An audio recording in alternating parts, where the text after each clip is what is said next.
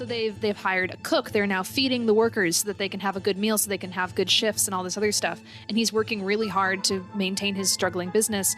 And so we see him working these later hours, and his like stripped clothes have been reduced as well. He's got kind of just the vest and the shirt, and it's my favorite thing, sleeves rolled up to the elbow so you can see the forearm. And I'm just like, ooh, yeah, baby, save that mill. It's like so nice.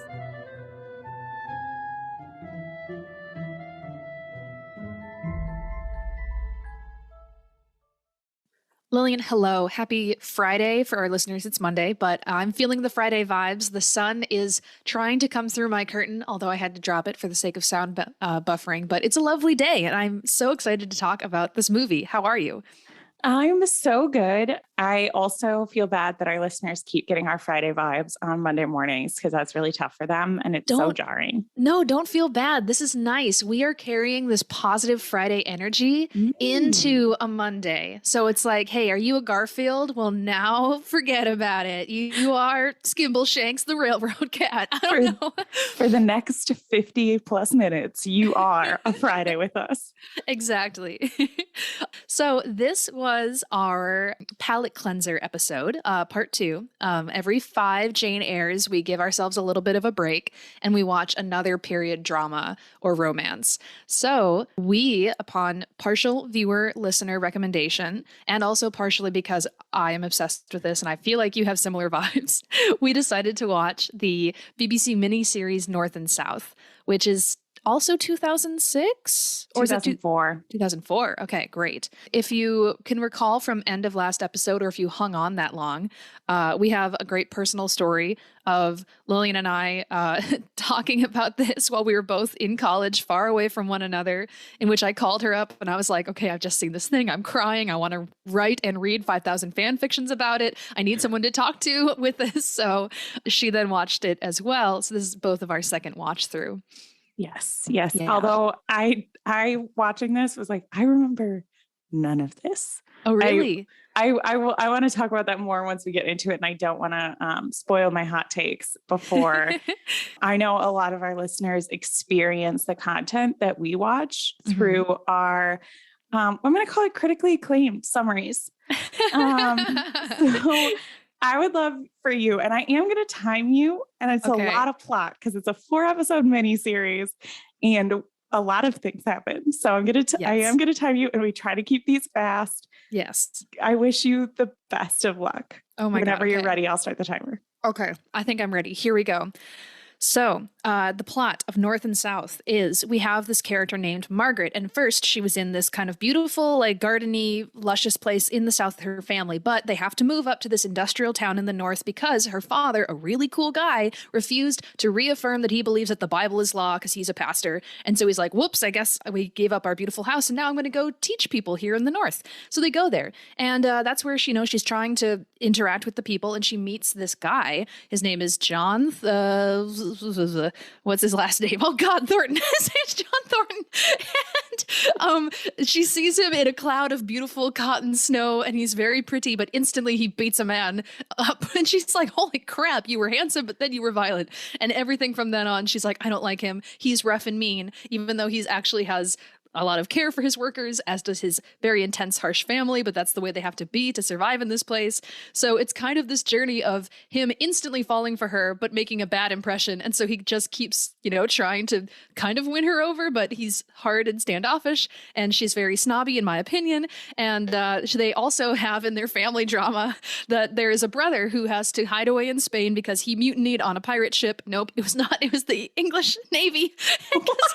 Because the captain of the ship was mean. And so he's like, you can't beat up on these kids. So they mutinied the captain, and now he's a criminal of the country. So he snuck back into England to go see his mom before she died. And then, John Thornton sees Margaret embracing her mysterious man on the train tracks. And he's like, it's a lover at night. And she's like, no.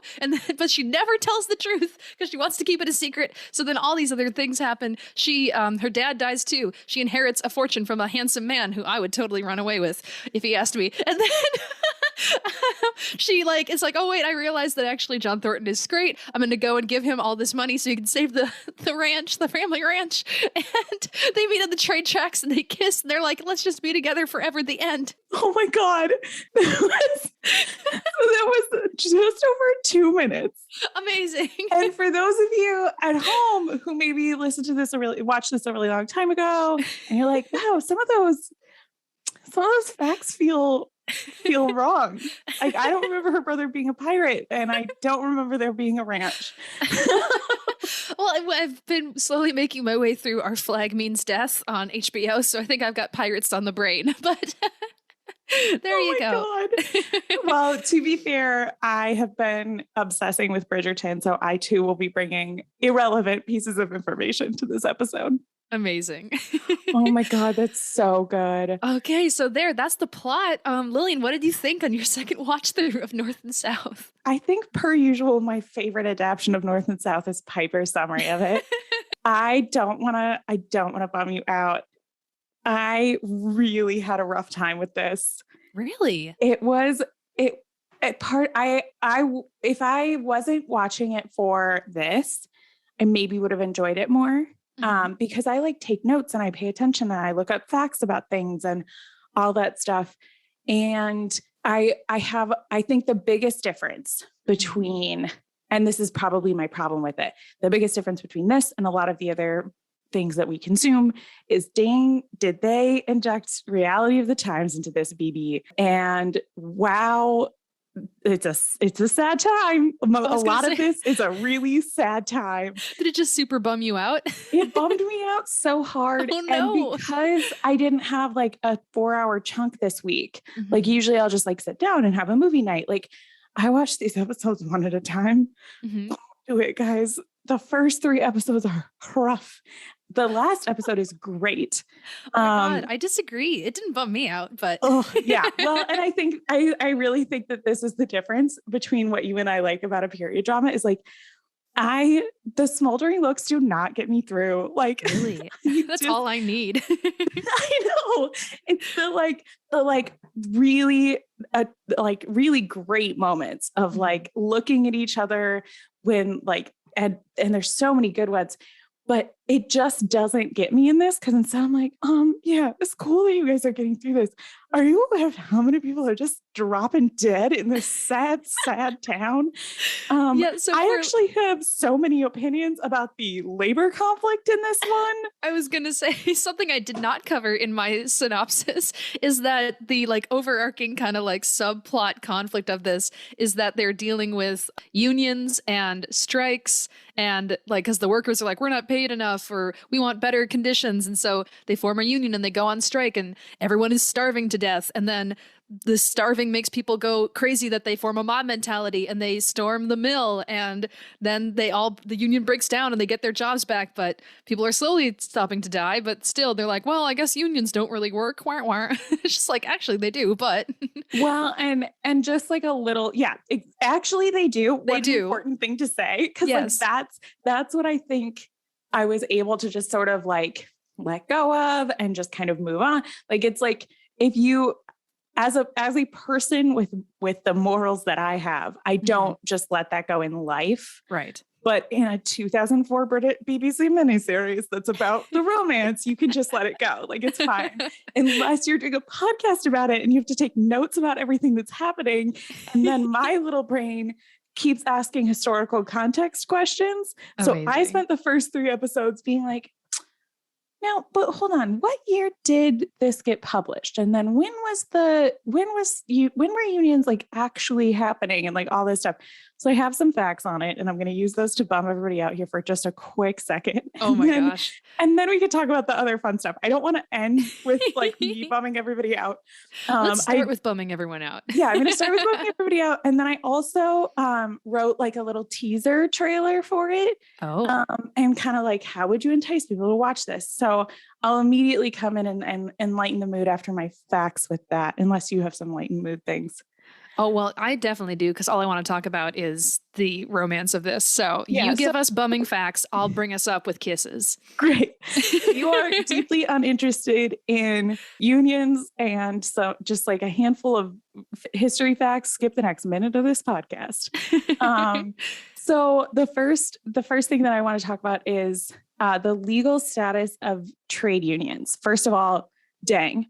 You want to talk about an internet rabbit hole, you can go down, try looking up just some basic facts about unions in the United Kingdom in the 1800s. The author of the original book was Elizabeth Gaskell, Gaskell?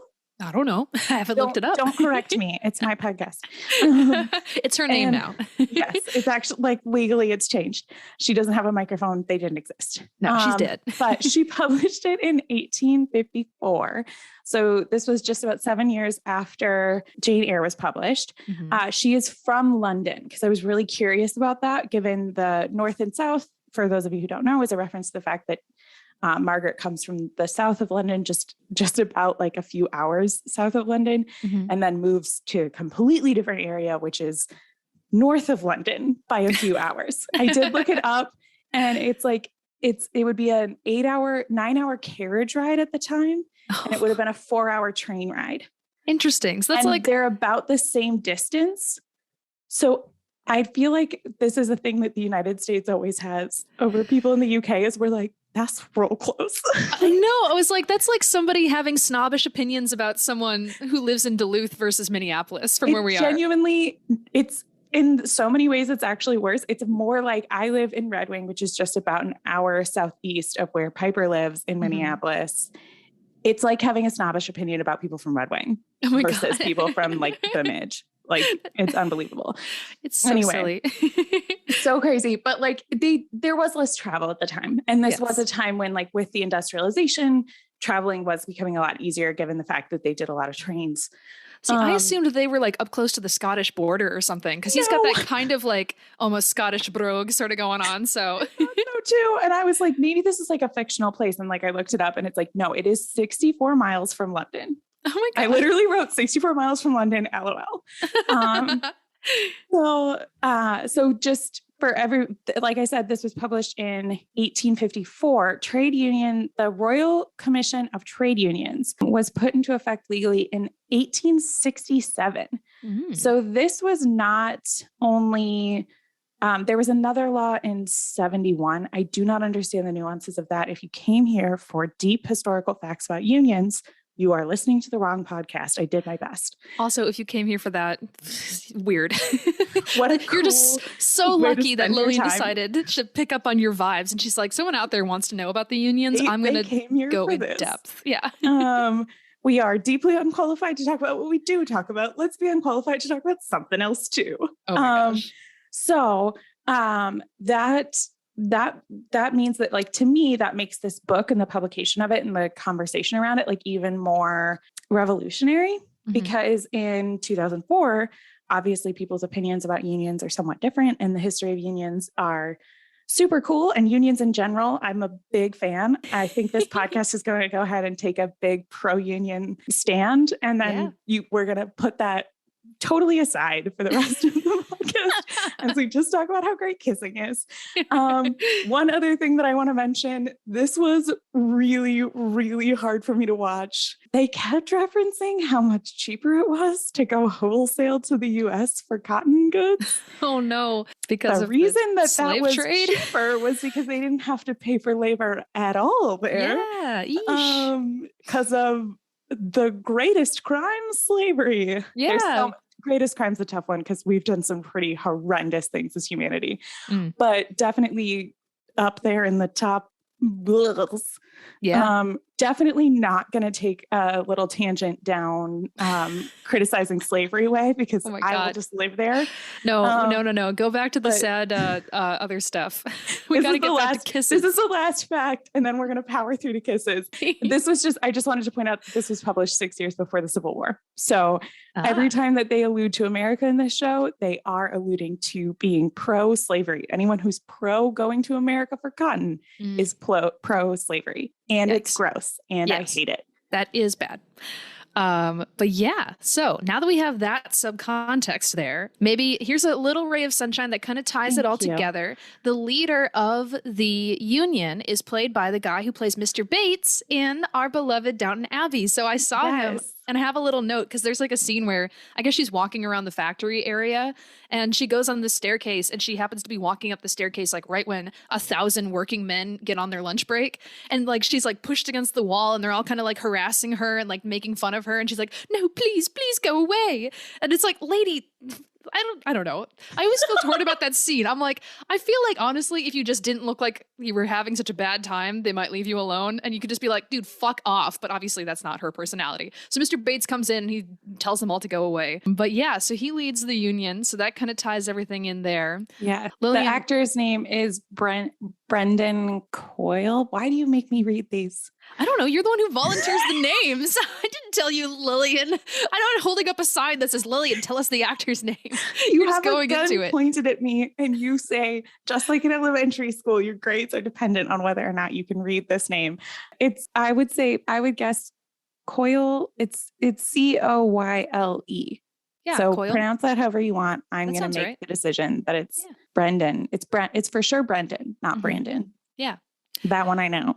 Totes. Let's dive into John Thornton's character. I want to talk about him first, I think, because I think he makes, like I said in my beautiful summary, I think he makes a very intense first impression because first, he's gorgeous. Like that's the first thing that I think of when she sees him there. Because the mill that he runs, this cotton mill, it has these big industrial machines that are, turning the cotton into fabric. And it causes all this fluff to fly around. And that's part of like this union issue is, people breathe the fluff into their lungs and they die from that. It's said in the show, is actually one of the better masters. And this is a term they use. I mean, not to make a parallel between the whole slavery thing we just talked about. We've put all of that away. There's no social conflict in this podcast. Oh, yes. So he is one of the masters, though, who has taken efforts to protect his workers' health. So he's like installed this expensive fan that helps it reduces some of the fluff. And he's like, and so when people are like, oh, that's very generous of you. Why would you spend so much on these people? And his reason, I think he's so interesting. He's like this interesting scale of balance where he's like, well, if they are healthier, then they can work longer. And that means good product for me. So he's kind of very much a businessman by the numbers, but also there is this like kind of compassion there, but it's like kind of viewed through this sort of strict business lens. And that's something that I think is really interesting about you also see it in his mother, who I think is also an incredibly interesting character in this. She is a very harsh woman, very outwardly standoffish and like no nonsense. She has a stone cold face. She's very like matronly in like a scary way, but she also has this incredibly, I think, deep and compassionate heart. There's a scene later in the movie when she's decided early on that she does not like Margaret because she thinks Margaret is a snob and how dare she not love her beautiful, amazing son, which agreed. Yes. I would also hate any girl who's like, no, I don't like you. And I'd be like, how dare you hurt my boy, my sweet baby boy. So she's very anti-Margaret, but she has a connection with the family. And when Margaret's mother is dying and Margaret is gone while this happened because her mom's like, go to the fair, see the fair for me and tell me all about it. And she's like, okay, I'll leave. And then she dies while she's gone. Haha, almost. But she calls Mrs. Thornton, John's mom, over and she asks her, she's like, when I die, can you please kind of be a surrogate mother for my daughter? And she's like, I don't like your daughter. She's mean to my son, but yeah, I guess I'll do that for you. And she does. She like, kind of tries to give her advice and look out for her. So they have this cool harshness, but also a great deal of compassion and care, which I like about them. Yeah, I think in so many ways when we're talking about, obviously the show is called North and South. It's about the differences between how kind of this industrialized world that is very new and progressive and like all of the, like the future where people are just sort of like blunt and honest about things. And it's about like your business savvy and stuff versus where she comes from the South, which is sort of this idealized, literally the way that they do the colors in this is that like soft, warm lighting, like very dream-like in the way that they approach that versus this like kind of harsh, dark reality of, is it called Helston? Is that, no? Milton. Helston is the South. Yes. Milton is the North. Yes. And I think that obviously the two love interests are representative of that, but I think that I see more of that play out in the difference between, yes, Margaret, but really the two moms, like the mom, Thornton's mom, whose name I should have written down. Just Mrs. Thornton, I guess. I don't think we knew her first name. She is an intense lady. And she's the kind of, I will say, big plus for this show is I love every character is so good. Yes. The mom is so good. She has some really creepy moments with her son that I didn't enjoy. I didn't think they were creepy. I think they just have a very close mother-son bond, but it never like crossed to that like this is a bit too intimate vibe. I had to write down, please stop touching his face too many times. Oh my God. He like took them out of poverty. She loves her boy. I know. She definitely has that like no woman will ever love you as much as I do vibe. Like, which is too much for me. It's a lot. But that's my only complaint about her. I love how three-dimensional she is. I think that we've talked about this before. We actually just talked about this in the last episode about having lots of different kinds of women and how important that is in being able to talk about strength and what strength is. I do think that Margaret's mom, I would describe as not a strong woman. Oh, no. She's very frail. Oh my God, I found her so whiny and annoying. And yes. I understand what she's saying. She's a very sympathetic character, but my God, you are in this now. A subplot that doesn't exist, but did in my head and was never directly contradicted. And it did make the show better for me, was the maid / housekeeper and the mom, clearly like very best of friends, really, really loved each other. I made that romantic love in my head and it plays and it works. Dude, I think they're in love. I saw that too. I don't know about the mom loving the maid back, but when there's that scene where the maid is telling about like how she like first met her and was so nervous and like how the mom gave her a handkerchief and she kept it and then she came to check on her and she's like, I'll be with your mom until the day that she dies. I was also like, I think that lady is in love with this woman. I didn't personally think it was reciprocated, but I think she definitely had romantic feelings for the lady that she worked for. I don't think it was intentional. I'd be really curious if other people, particularly reading the book, felt that was intentional. But in my head, that makes the book a lot more interesting, is that these two have this torrid love affair. And that's part of the reason why the maid doesn't like the husband at all. And it's not just because she thinks it was a bad idea to move. It's because she's totally in love with the wife. And the wife is always asking, she never, ever asks for husband. She always asks for the housekeeper. I think they're in love. And I think it's very sexual. Oh my gosh. Wow. The dad, so Margaret's father, I really liked him too, especially since I thought he had all these really cool modern ideas and philosophies. So I mentioned in my recap, he was like a parson, I believe, because he had the house that they lived in that beautiful place down south was like it was part of his parsonage. So like the church was like, oh, you get to live in this beautiful house if you teach at this church and everything, or preach at this church. And I love that he's stuck by his morals, which I also agree with, of being like, no, I don't think the Bible is law and everything like that. It wasn't just the Bible. Like it was a super specific doctrine that they were saying. And they sort of alluded to it being maybe an amoral, outdated doctrine that the new leader of the church came and was like, this is what we're going to say. Everybody needs to reaffirm that they believe in this. And he was like, I didn't believe in it the more I thought about it, but I didn't feel like saying that. Yeah. I also love there's a scene later on where he goes to, and I'm just going to call him Mr. Bates because I can't think of what the character in this name was. He goes to Mr. Bates's house, or maybe Mr. Bates comes to his house, but it's after his daughter has died, Mr. Bates's daughter.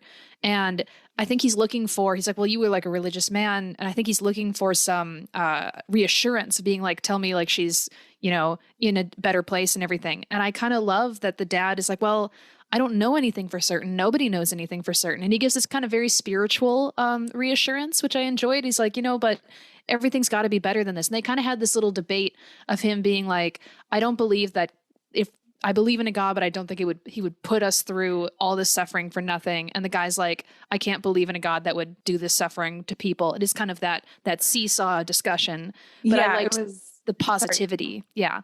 Yeah, it was a really interesting perspective. It was a really interesting conversation. And I think the dad had a lot more of like this idea that like God gave us earth and he gave us things and then we decide what we do with it. Mm-hmm. And Mr. Bates' response was sort of like, I really don't see God giving some people a lot and other people a little. Like, that's not the God that I believe in, which is really, really interesting. And particularly, I think at the time would be a really controversial thing to even like have that kind of discussion. Yeah. So that was really interesting as well. And I think that that was one of the big differences when they talk about North and South, like people in the North, like actually had those conversations where people in the South, we see that particularly when she goes back to Helston at the very end of the story. Yes. She's talking to the new pastor there, and he literally says, I want people to have more fresh air instead of reading silly books. Yeah.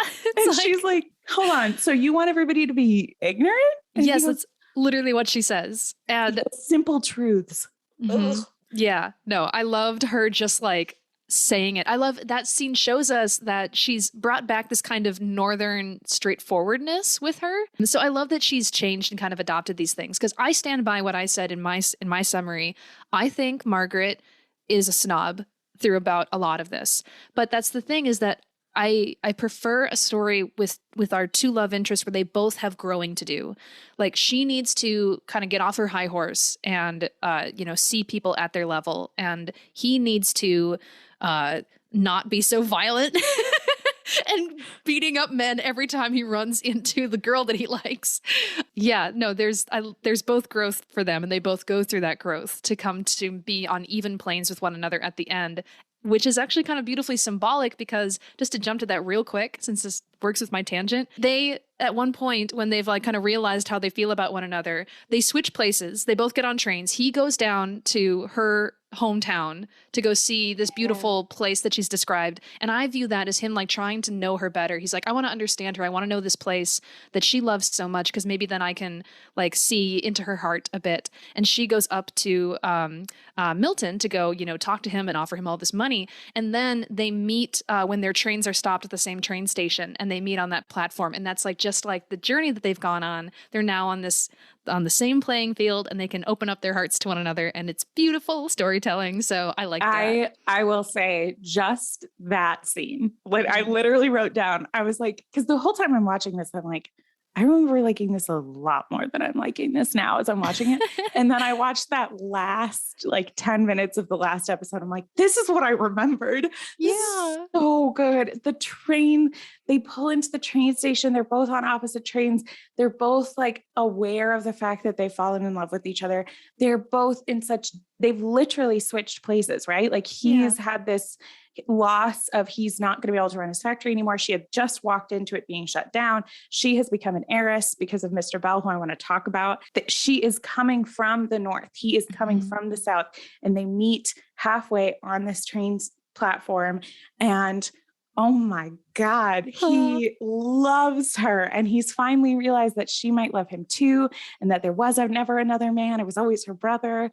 And like, just so good and so cute. And the way that like the way that he like has her go sit down, she's like, I'm going to go get Henry, who I also want to talk about, and have him explain like what this business thing is. And he goes, you don't need him to do it. You can do it. You can explain this. And like his belief that she can be a businesswoman and that like she can explain the business thing, and that like he just like fully believes in her. And then the way that he just like that besotted look that he has on his face, and how it keeps going while she's like, the idea of like me proposing an actual like business deal, like going through like, this is the thing for my business, and a man just being like, damn, you're so sexy with your numbers, and you're talking about banks and your investments.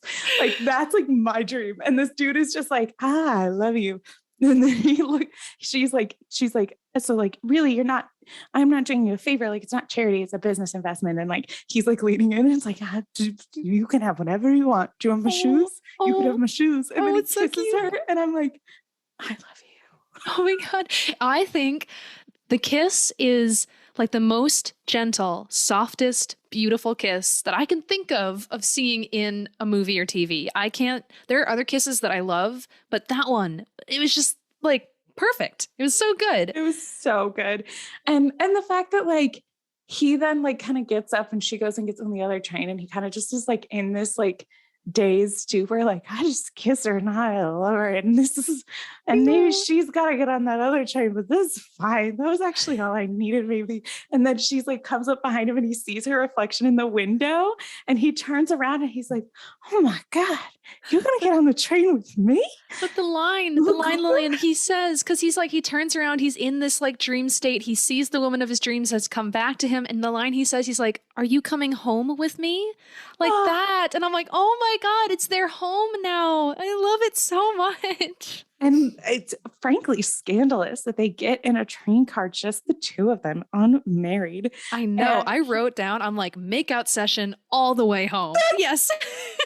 Too. He puts his arm around her and let's talk about billowy shirt vest Thornton. Oh my God. He's the one for me. He's taken off the cravat. There's no necktie. It's just like open. You can see the collarbone. He's so buttoned up the whole show. He's got a velvet top hat that is a lot of a choice for a character. And man, does this man so angry pull it off.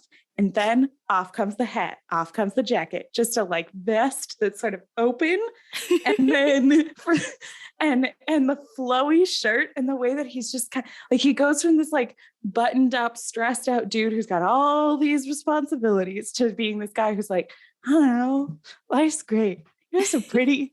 I'm so happy that you love me. We can do whatever you want forever.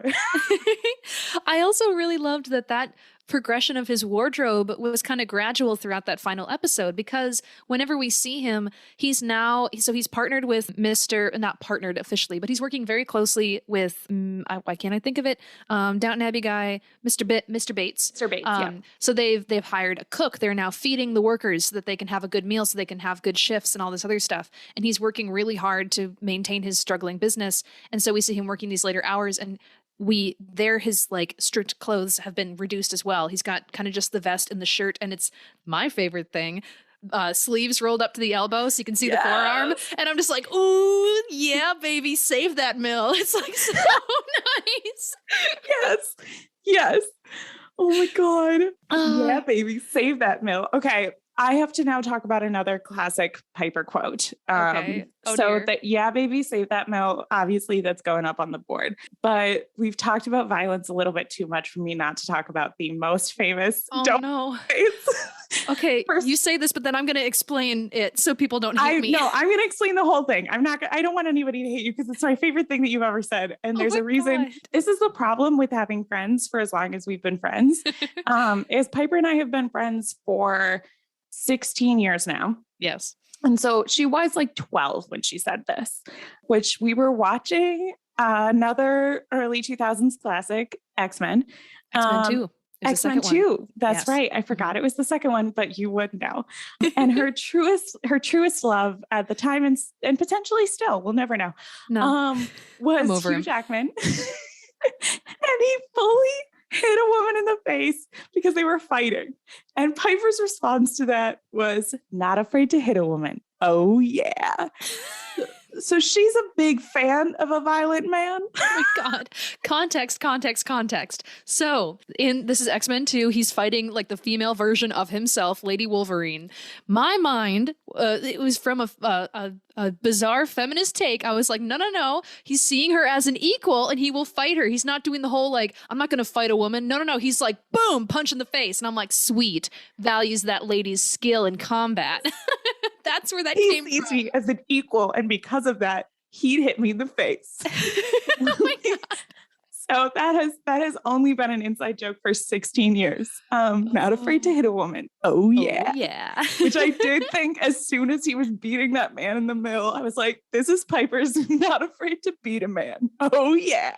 So what I wrote down, so it's important, a little context here. The reason why she sees him beating a man up is because he catches that guy smoking and he like yells at him and he chases him down and he's like, I've warned you about this before. And then he talks later when, they formally meet and she's like, yeah, I met this guy before. He was beating a man within an inch of his life. And he's like, you don't understand how dangerous it is, the thing that he was doing. He is responsible for the people in his mill. And if that idiot was smoking and like caused a fire, everyone could die. And so he then describes, he's like, you did not have the misfortune of seeing what, like 6 bodies laid out on a hillside after this mill exploded. That's what I saw. And so he knows firsthand how this can kill everybody. So I wrote down, I'm like, yeah, he's like looking out for his people, but like maybe took it a bit far. Yeah. It was a little far. And it was, and we take a strong stance against violence on this show. We do not believe that violence solves any problems unless it's Hugh Jackman hitting someone as an equal. As an equal, or a man beating up a guy who threatens to burn all of his workers in a mill. I personally think protective violence is very hot. So, it all depends. I like protective fictional violence. There we go. That is my hot take. I've thought about it a lot. I just will say I like fictional protective violence. There we go. Anyway, I do think I have a lot of sympathy for him in that particular moment. I don't think that your boss should get to beat you up because you were smoking. He takes that action into his own hands. So on a different, the other love interest that we're comparing him to throughout this, and there's actually kind of two, and I want to talk about both. I want to start with Henry. Okay. Who's Mr. Sideburns. So boring. I hate him. Oh my God. What a boring, stupid man. He's so dumb. So much. His prissy little face. Like the whole time he looks like he smelled something bad. And I'm like, what's wrong with you? Relax. Well, and he's the example of like who she quote unquote should be with. Like he's the one that like everybody thinks that they're going to be together because she's like so nice that she's like friends with him. And I think it's her cousin's husband's brother. Yeah. And like the start of the show, they're at a wedding and they dance together and she's really friendly with him. But we learn that she's kind of nice to everybody because it turns out Margaret's a nice person.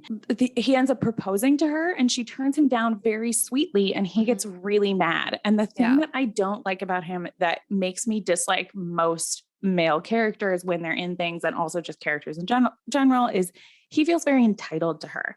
Yes.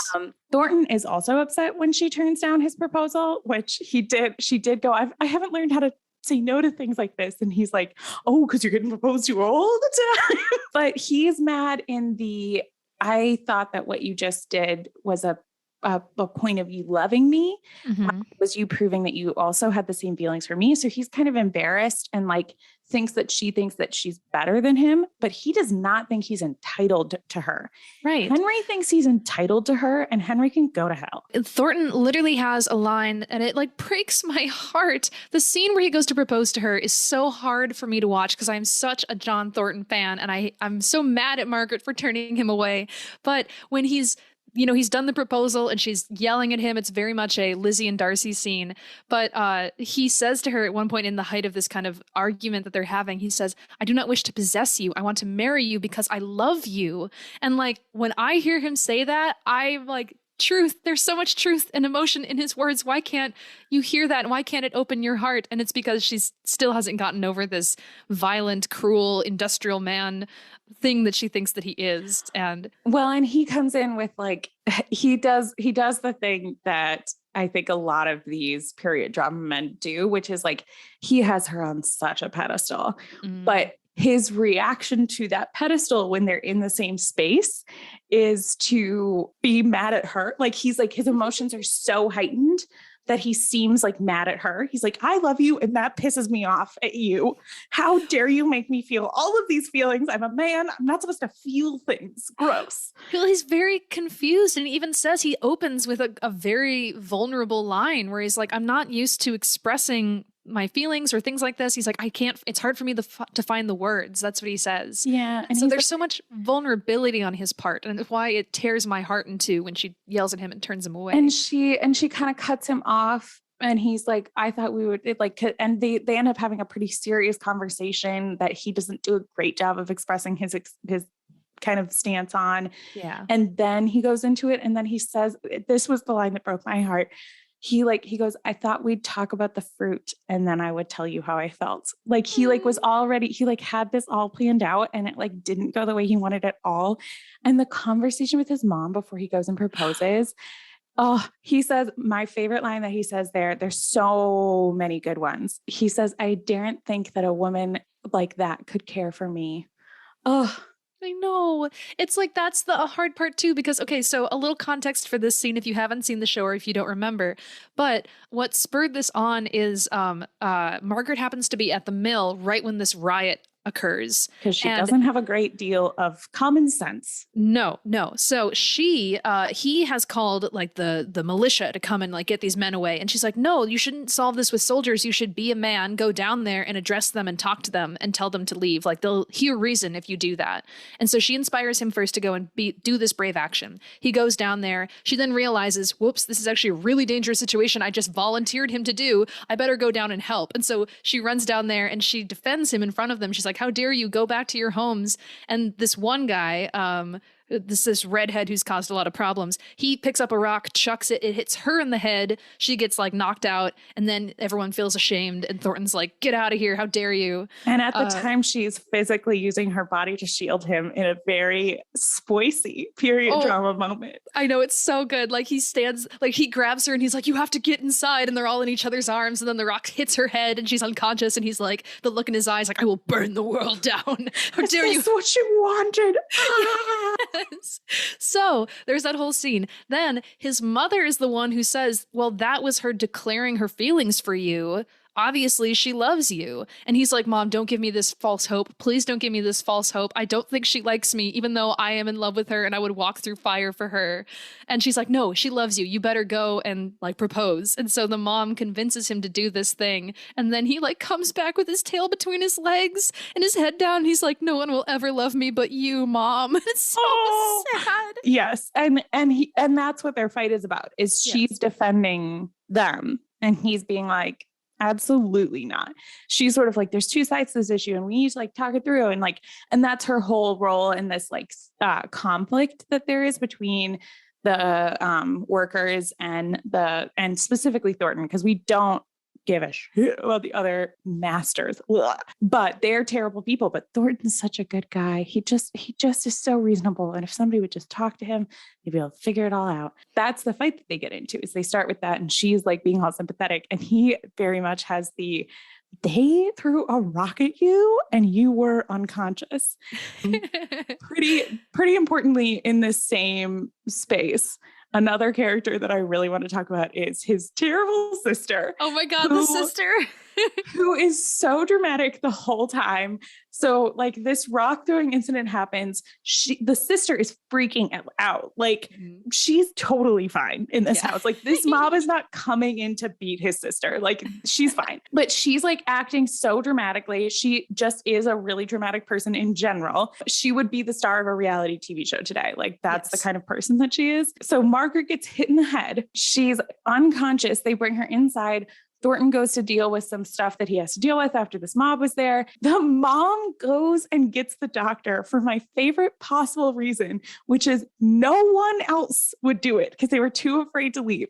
They have male servants. They have all these other people. Literally the only person who is brave enough to go out into this mob to get a doctor for Margaret is Mrs. Thornton. What a badass. Anyway. But also no one would mess with that woman. You see her walking down the street, you turn around, you go the other way. Like, I'm so sorry, ma'am. I didn't mean to breathe the same air as you. You were obviously breathing that air. That's my bad, actually. Sorry. But then Margaret is like, I have to get home. Like my parents are going to be worried about me. They will freak out if they like, my mom is too fragile for this. I have to get home. Mm-hmm. And so she gets escorted home by the doctor. Mr. Thornton comes back. John Thornton comes back. And the sister's on the fainting couch. Yes. It's like, where the hell is my beautiful girl? Why are you there instead? He goes, what happened to her? And the mother's just like, oh, she's just being a wily bitch. Don't worry about it. But I think the sister, she's like, I almost died. Like she's like freaking out. She's like, I was so scared. And the maid is literally fanning her. And I'm like, you know who should have been scared? The people who work here. Like nobody was going to come after you. You're fine. You're fine the whole time. And she continues. She is that annoying from the second. What a great actress to make you hate that stupid character for just being so vapid and nonsensical. Well, the thing that I love about her is so like when the sister and Mrs. Thornton first go to visit Margaret's family, they're commenting about how small the house is and it's not big enough to host parties. And the sister's like, wow, you don't even have a piano. And she's like, well, it wouldn't really fit in the house. And she's like, I couldn't live if I didn't get to play piano every single day. I love music. And then there's a scene later where we're in the Thornton household and you can hear her in a different room singing really badly. Like she's over there like, la, la, la. It's just like, oh no, she thinks she's good at music, but she's not. Oh, and it's the same thing. Like she just is so deeply unaware. Like she is the worst example of someone with privilege. Like, because when her brother is like trying to save the mill and like pinch pennies wherever it is, she gets engaged to this terrible man who's doing speculation, which I tried to figure out what on earth that was. It's basically like risky investments in sort of like sketchy stuff. It's like just on the edge of gambling. But so she's engaged to this guy who's equally terrible. Like what a great match is a good description. But she's buying all of this stuff to like go off on her wedding, and Margaret's in there, and like she in her head thinks that Margaret is judging her. And I think that it's actually that Margaret is genuinely morally superior to this person. And that makes her feel yucky on the inside. And so she blames Margaret for it. But she like goes to like make the purchase or whatever and like insists on charging it to her. She's like, just charge it to Marble Mills. Like, it's all fine. You don't have to pay anything. And I'm like, well, he's rich and your brother's trying to keep a business going. Yeah. That just for her pride. And it was like, wow, okay. Yeah, she's not cool. Terrible. Even when she hears Margaret's leaving after so her mom dies, her dad dies. She is clearly like a ghost with grief. Like that actress did such a good job of like playing off the like being a polite society person, but also being like just like devastated. Yeah. And the sister can't stop talking about the new wallpaper in her fancy house. And the mom just goes, she's not coming back to see your new furniture. Please stop talking. Go stand in the corner. Yes. Oh, but that scene leads up to, I think, the best line in the entire show, which is, so everyone's in their mourning clothes. She's here to say goodbye to them. John Thornton appears in the room and he's like, so you're really leaving us? And she's like, yeah. She leaves and gets in her carriage and he's there at the window. There's a lot of scenes where people watch people from windows in this show, but he's standing there at the window. The snowflakes are falling, which is a beautiful parallel to their first meeting, because so often when we see white things in the sky, it's all this cotton, but here it's actual snow. Winter has come. Margaret gets into the carriage, and as the carriage pulls away, he says aloud to himself, he says, look back at me. Please look back at me. And it's like, oh God, as if that one glance would be all that he needs. And he's like, I just need some affirmation that there's a chance. And if she had, he'd be like, I'm going to run after that carriage. I'm going to stop that plane. I'm going to get up there and devote myself to you. But nope, she keeps looking forward. And he's like, I guess I'm a piece of shit. The woman I love will never love me back. Might as well, whatever. Yeah. But it's like, oh, the soft boy. He was still wearing a top hat and a jacket. So how could she love him? He hadn't yet rolled up the sleeves. Yes, the billowy sleeves is what we need. The other character that I really want to talk about is Mr. Bell. That's the other love interest who he could so easily be a creepy character. And I think they do such a good job of playing him so he's a friend of her father's. He's fairly clearly interested in her, but he's not creepy about it. Yeah. Like he just finds her charming and interesting and likes her as her own person. And I really, really liked him. And I think given the fact that you said you would have run away with him, I think you might like him also. I do like him also. I think that Mr. Bell, he appears because he's like the landlord that the mills that Thornton runs are on. So that took me a while to figure out. I'm like, why is he here? But he owns the land. I think he appears in the story narratively to be sort of like this almost kind of southern mirror to what Thornton is, because Thornton is very harsh and in all of his blacks, and then here is Mr. Bell, who's he's this gentleman, he's this very dapper, charming man, he's very easygoing, and I think there's quite a few scenes where right after we see Thornton interact with Margaret being like a harsh man, then suddenly Mr. Bell will show up, and it's like, look at this contrast of these two people. I do really like Mr. Bell. I think he's very charming. I think he's rather handsome. Yes, there's an age gap between them, but that doesn't bother me. And I think what you said about him potentially being creepy and them playing that well so that he's not, I think there's a scene at the end that I think would be really easy to mess up, where he's with her. They're in the place of her hometown, and he has become her guardian, which makes it a little odd. She is his godchild, and he is like, yeah, I'm going to take care of you. You're gonna get all of my money and all of my land, and it's all going to you. And she's like, why? And he's like, well, there was a while when I, fancied that maybe I could care for you, and maybe you could care for me. And she gets this look on his face. He's like, don't worry about it, though. Like, I realize now, he says this right after she's kind of been alluding to her love to John, even though she doesn't really quite realize it yet herself. But he's like, oh, clearly you're in love with him. I'll throw away any notion that you might marry me. It's cool. I won't even propose. But I am going to go off to, what country is it? He goes to Argentina? Somewhere in the Southern Hemisphere, like somewhere in South America. Yeah, he's like, I found out that I'm dying and I'd like to do it on a beach. So I'm going to go down there and you can have all my money. And it's played very well. And I think, oh man, that's really nice. Yeah. And that's sort of his attitude the whole time, is like, where if we talk about the three love interests that Margaret has in this, there's Henry, who sucks. And he very much is like, he's on paper the perfect match for her. He's like from the South. He is friends with her family. Like they could have this lovely life. Like her cousin, who she writes to the whole show, and she very clearly really loves, it's her brother-in-law, and her cousin has this whole idea of they're going to get a house all together and they're all going to live together and be happy. And like, he is the personification of the kind of life she could have had if she lived in the South. He sucks. Yeah. And then there's Mr. Bell, who's a friend of her father's. And again, like I said, like he could be seen as really creepy, but he respects her as a person. Yeah. And like, it's so clear. It's that slight difference between when men in fiction and in life talk to you as a person or as a object to kind of like win and have. Like, are you as a person here to be interesting because that's what I want?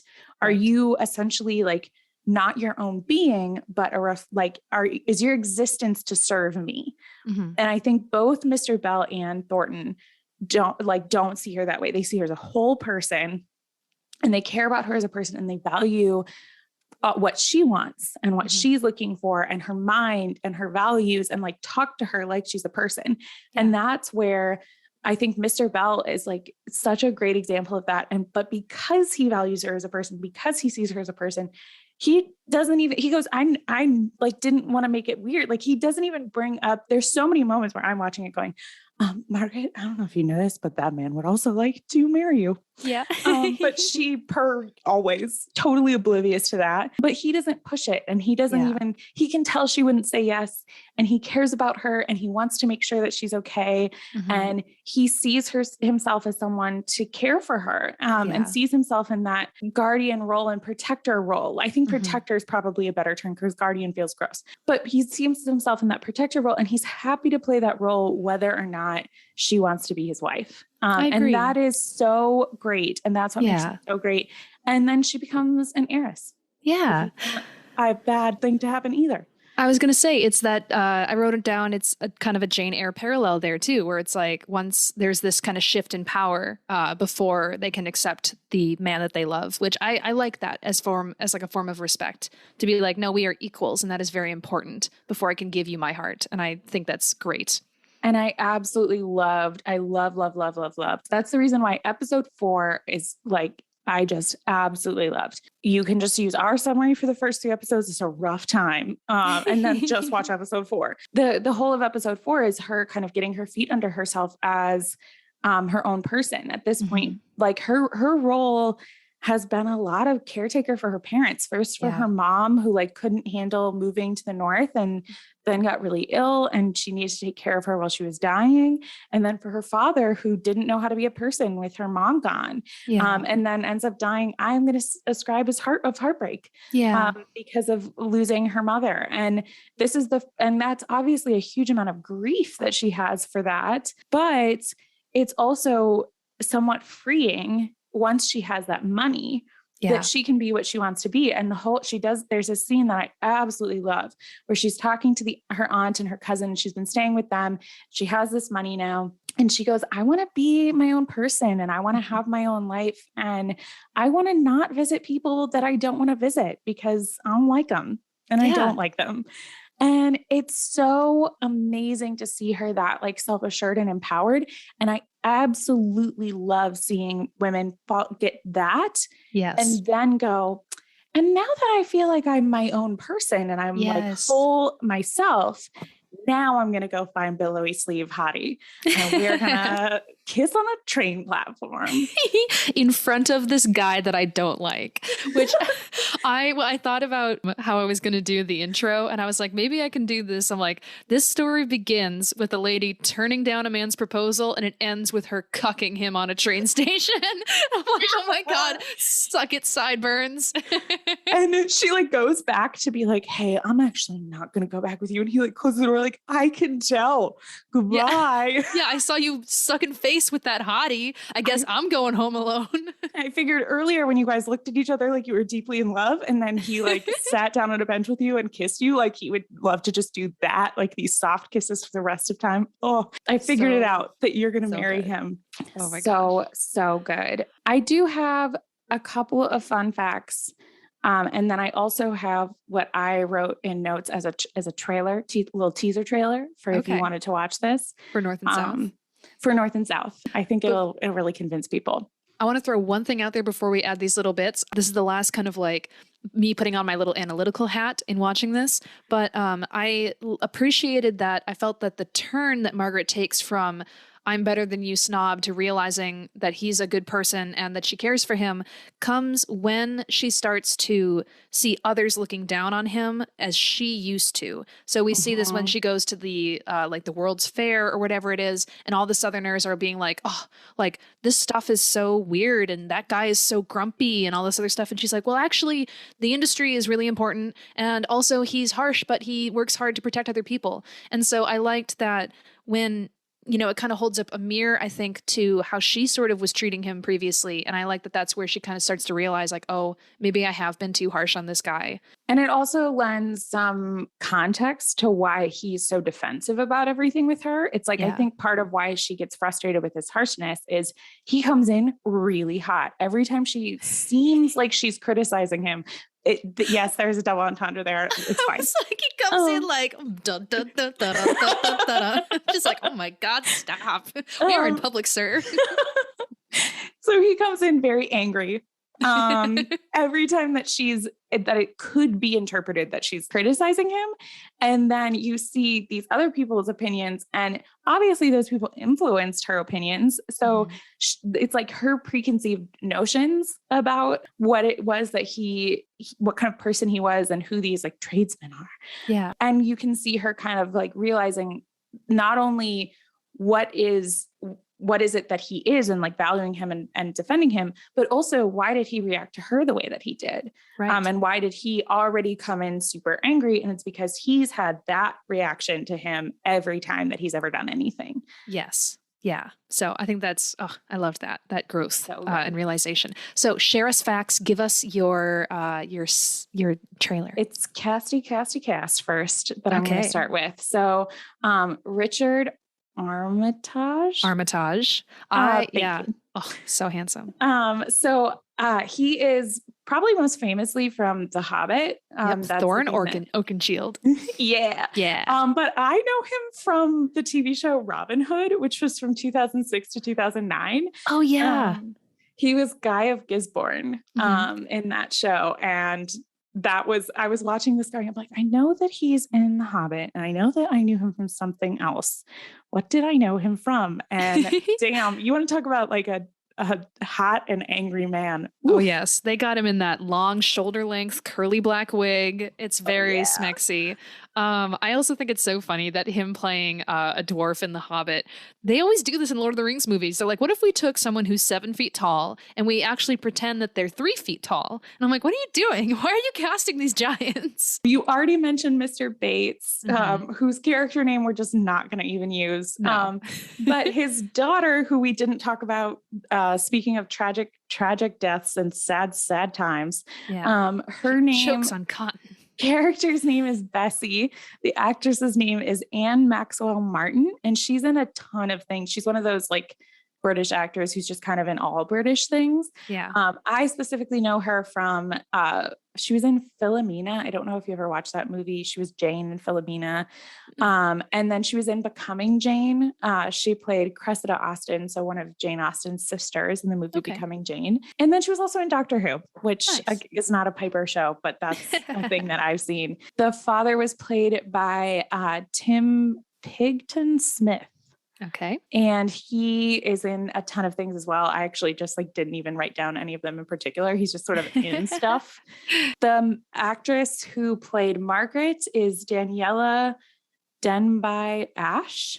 And she is someone that I knew from Torchwood, which is a Doctor Who spinoff show. So I've probably heard of that.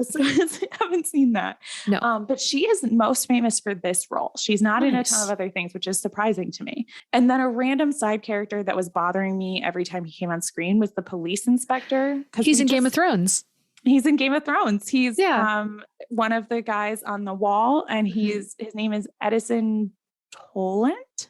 Okay. Which, you know, I have a lot of his name. That's his character's name. His actual name is Ben Crumpton. And again, super confident with the name pronunciation. Don't expect me to make me sad. One other that I recognized. So the redhead who ruined the strike. I don't know his actor's name, but he's in the Sherlock Holmes movie with Robert Downey Jr. and he plays he's a cop, and I think his name is like Clarky or something like that. But yeah, so I recognize again with 100% confidence. Don't question us or Google it. It's fine. Those are their names now. Yes. Yeah. Lillian, so I've never seen North and South, and I'm wondering if you have a trailer that you can share with me so I can get an idea. The vibe that I want you to like, you're putting yourself in this mindscape. You're on TV, maybe you're on YouTube, and it's those moments of trailers where it's just sort of like a series of questions. And so these, and a little bit of context, I spent most of this week watching Bridgerton or consuming Bridgerton related content. So the trailer opens and it asks the questions of, did you like Bridgerton, but wish that it was literally darker and a lot sadder? Do you watch period romantic dramas and find yourself asking, but what about the reality of poverty during these times? Did you find yourself watching people cough to death in Jane Eyre and go, that happened awfully fast. I wish it was a lot more drawn out. Do you watch children dying because they're so poor and think that it's not a big enough plot point in Jane Eyre? Do you wish that Jane Eyre was sadder? Do you wish that people were a little bit more desperate? Do you always wonder, not only are there a lot of sad orphans, but how did they become sad orphans? Oh my God. If these sorts of questions appeal to you and you want those answers, I would recommend watching the first 3 episodes to North and South. Can I do a little spin-off trailer? Oh, sure. You mean mine didn't convince people to watch, you don't think?